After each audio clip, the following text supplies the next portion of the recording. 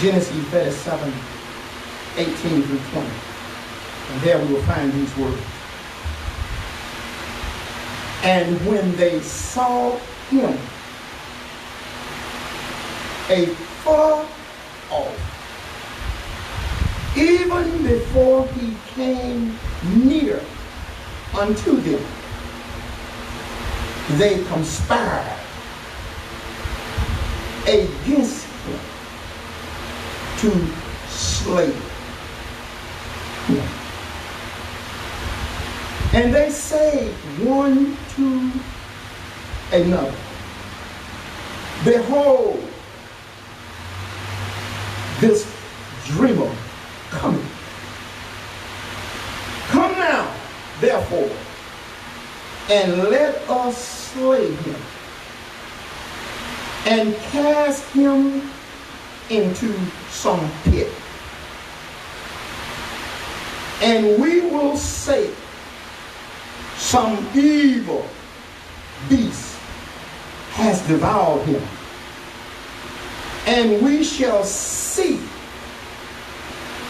what will become of his dreams.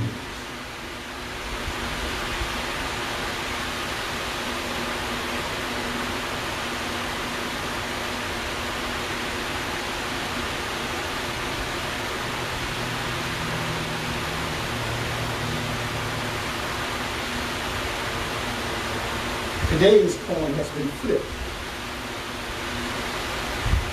and is still pouring.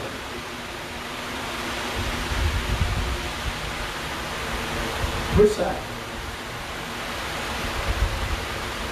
will it land on? Now I'm sure that some of you are familiar with the story of Joseph. But Joseph was the youngest of the 12 sons of his father, Jacob. And since Joseph was the baby boy, his father Jacob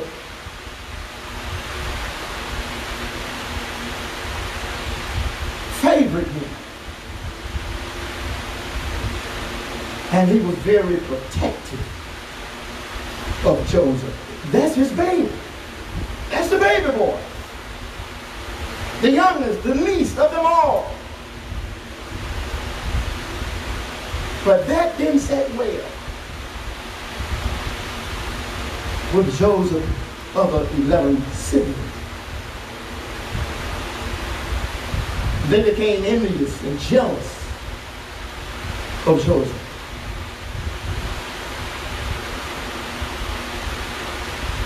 And not only was Joseph favored by his father, Jacob,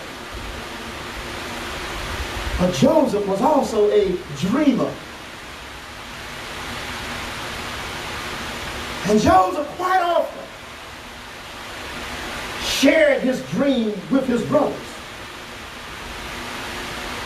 about how one day all of his brothers would bow down before him and serve him. And that stirred up anger and hatred in the hearts of his brothers. And one day Joseph's father, Jacob, stitched him a new coat, a coat of many colors. And that was the straw that broke the camel's back. Joseph's brothers became so angry, so mad, so disturbed, so full of hatred and envy and jealousy, until they set out to kill Joseph. And they caught Joseph and they threw him in a pit.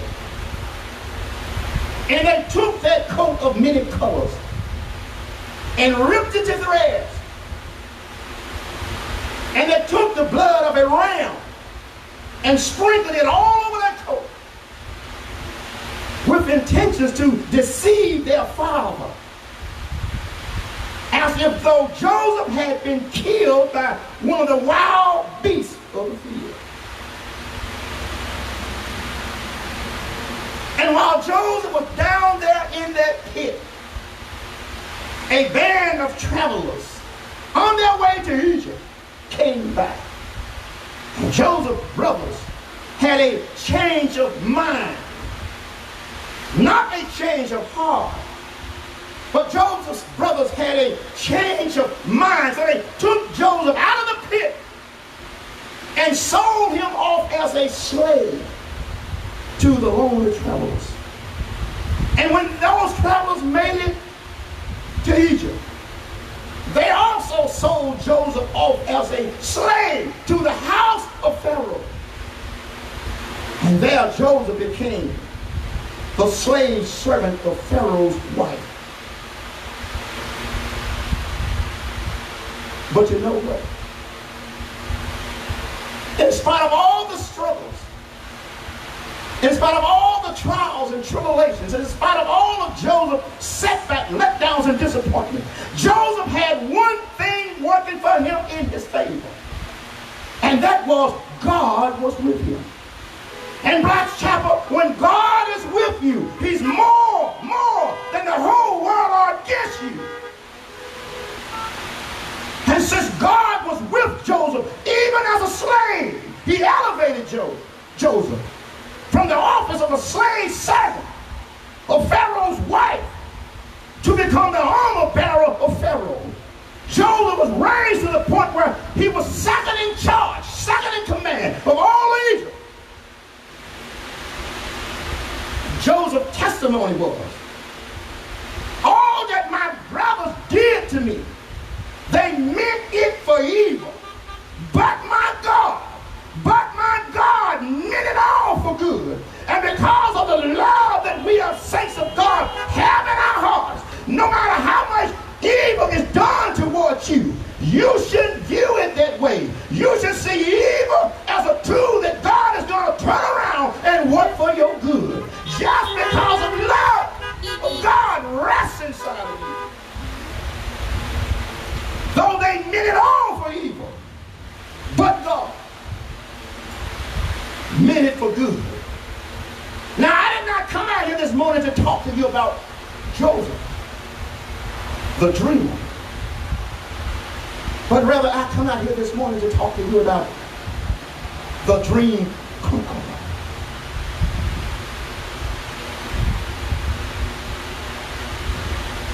The dream conqueror.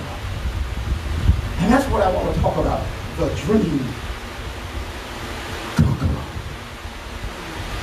And Black's Chapel, each and every one of us should have a dream just because of who we are and whose we are. We should have a dream because there's too much God has put in place for us to dream for. As Paul told the church down in Corinth, eyes have not seen, ears have not heard, neither have entered into the heart of man all the blessings that God has put in place for those who love him. All of us should have a dream. But we cannot conquer that dream or those dreams on our own. I don't care how good we are at doing what we do, we cannot conquer our dreams on our own. In order to conquer your dreams, in order to be a dream conqueror, you need God on your side.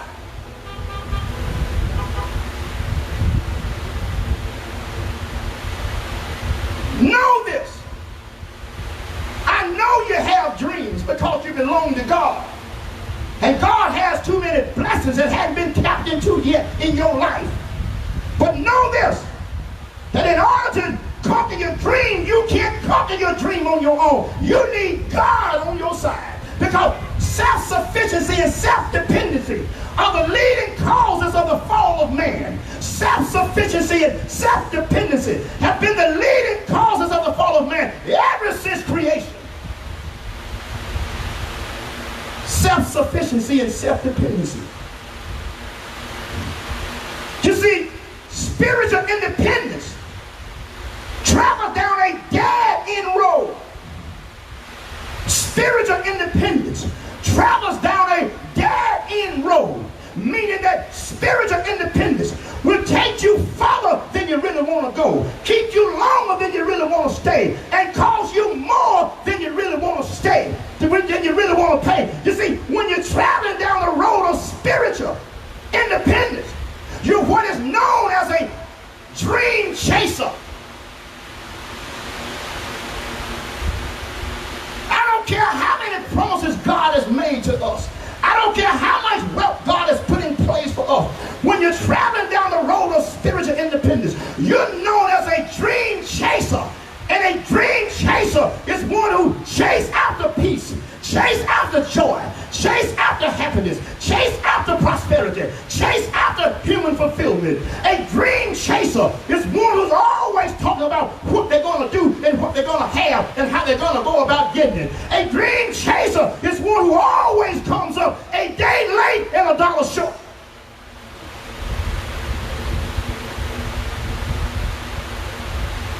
And I don't believe in dream chasing. I believe in dream conquering. I do not believe in dream chasing. I believe in dream conquering. And a dream conqueror is one who refuses to accept failure as an answer or as an end result.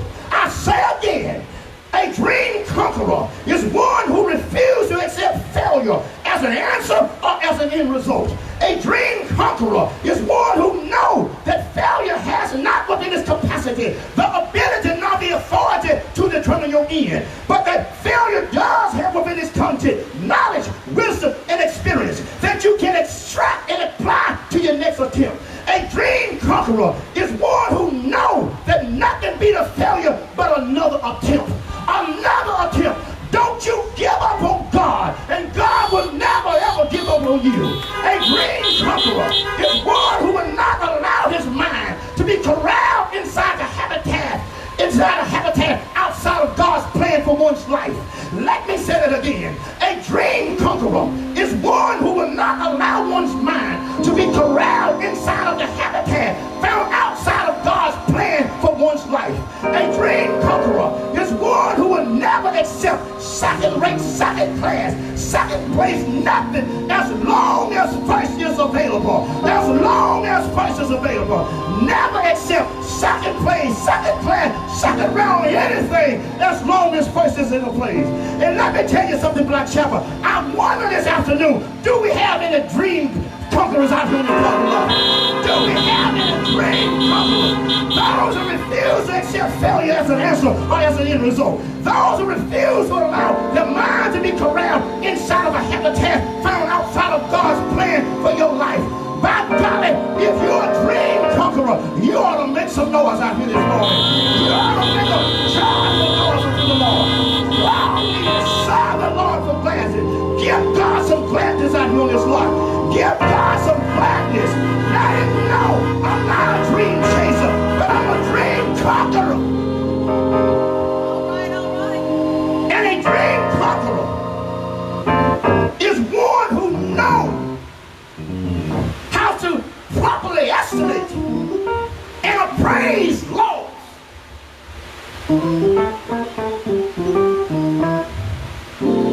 Life is all about loss and gain. We're always losing something and we're always gaining something. And life is all about loss and gain. And a dream conqueror is one who knows how to measure and how to praise loss. Because loss can break you. Loss can destroy you. Loss can discourage you. Loss can influence you to take your very own life because you feel like you have nothing left to live for. I can't stress how important it is to know how to imagine, to know how to appraise loss. The greatness of a loss is not determined by that which is lost, but rather the greatness of a loss is determined by that which is left. We give too much time, energy, and effort focused on the laws. As Job said, he said it best. The Lord giveth and the Lord taketh away. Blessed be the name of the Lord. Job is telling us, don't focus too much of your attention. Don't place too much stock in laws. But what's left?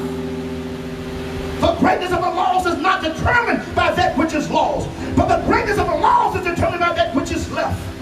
A shepherd having 100 sheep, and one become lost.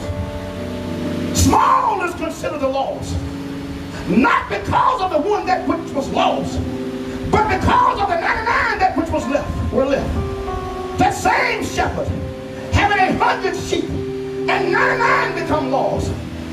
Great is considered the lost, not because of the 99 that which was lost, but because of the one that was left. The greatness of the lost is not determined by that which was lost, but rather the greatness of the lost is determined by that which is left. I know since we entered into this new pandemic that we're in, I know since COVID-19 came on the scene, it has taken so much every day away from us. Every day you wake up, it is taking this, it's taking that, it's taking that over there. COVID-19 has taken so much away from us since it came on the scene. It has taken away some of our families. It has taken away some of our health and strength. It has taken away some of our jobs. It has taken away some of our homes. Taken away some of our automobiles.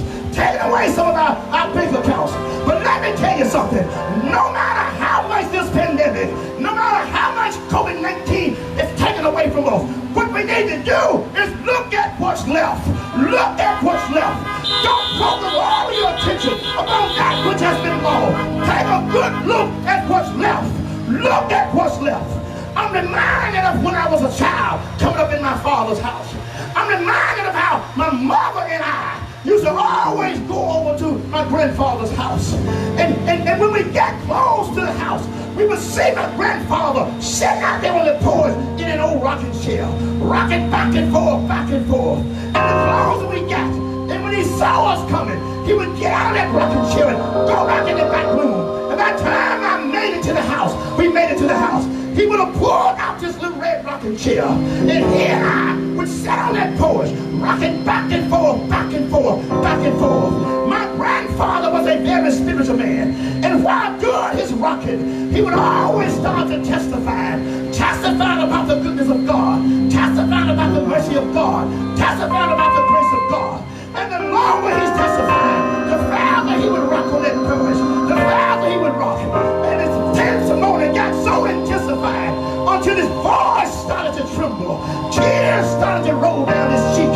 And my grandfather would jump out of that rocking chair and start pacing up and down the floor with his fist drawn up, saying, he's good, he's good, he's good. He woke me up this morning and clothed me in my right mind, gave me the operational use of all of my faculty, food on my table, clothes on my back, roof on my head.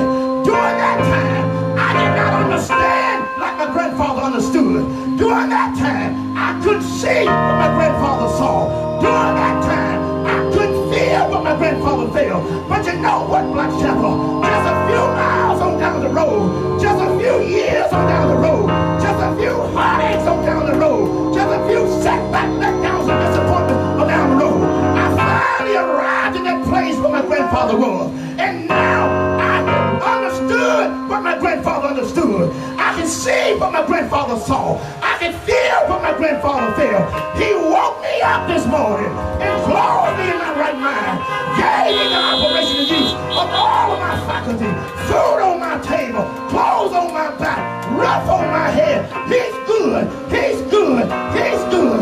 In spite of what we've lost, we still have joy. We still have joy.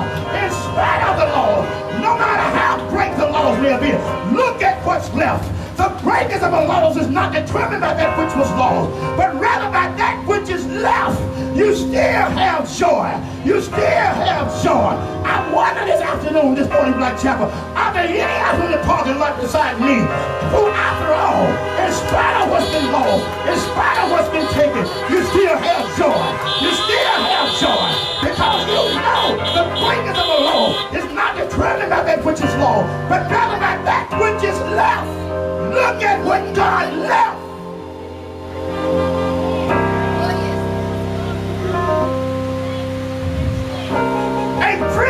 conqueror. Doesn't measure laws by that which was lost, but rather by that which is left. God has left you with you. And as Paul said, you can do all things through Christ which strengthens you. You can do all things. You plus God always give you the majority. You can't lose with God on your side. The joy of the Lord is your strength. Don't you allow nothing and nobody, no matter what's lost along the way, regardless of what you may lose along the way, don't you allow anything nor anybody to take away your joy, because the joy of the Lord is your strength. You plus God. You plus God always give you the majority.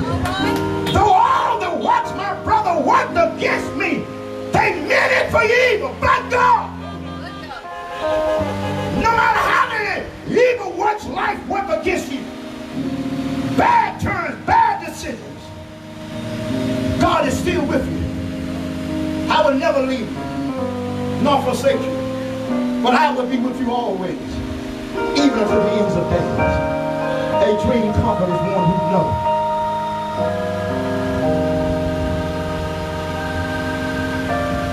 how to measure, how to praise laws, knowing that the greatness of the laws is not determined by that which was lost, but rather by that which is left. And you're still here. You're still here. As I open the door of the church, I'm going to have my wife,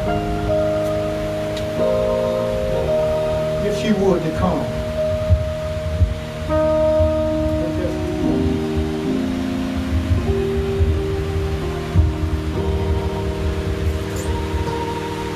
With just a little bit of mind of what I have to say about it.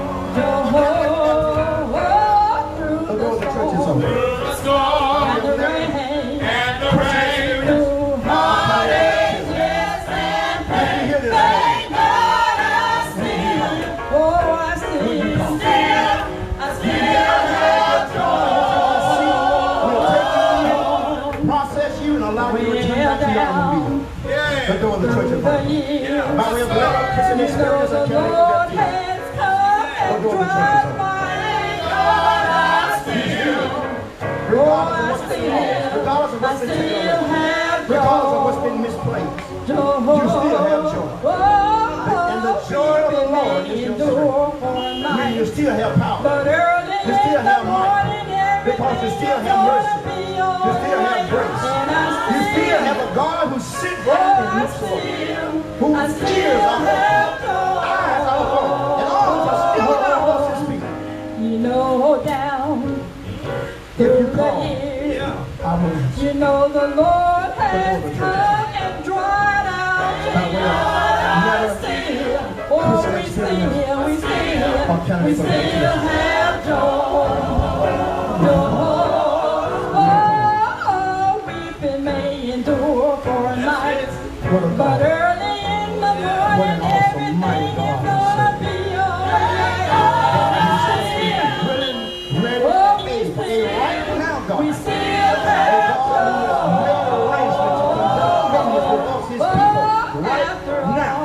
after all, not this evening, not tomorrow, not this week, but right now. Thank God I'm still. If anything is missing, nothing is missing but Jesus from the table of God. Have joy. Through the storm and the rain, through hard